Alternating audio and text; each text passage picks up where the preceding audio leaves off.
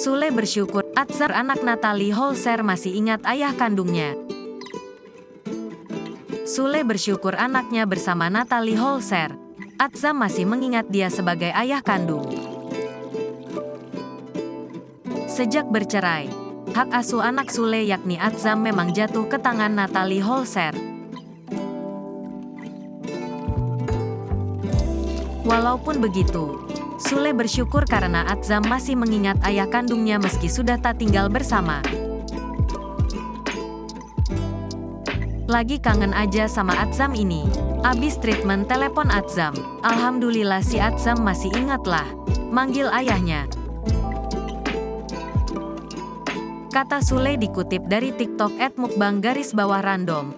Kamis, tanggal 31 Agustus tahun 2023. Ayah 5 anak ini kemudian menyinggung bahwa posisinya sudah mulai tergantikan oleh orang lain.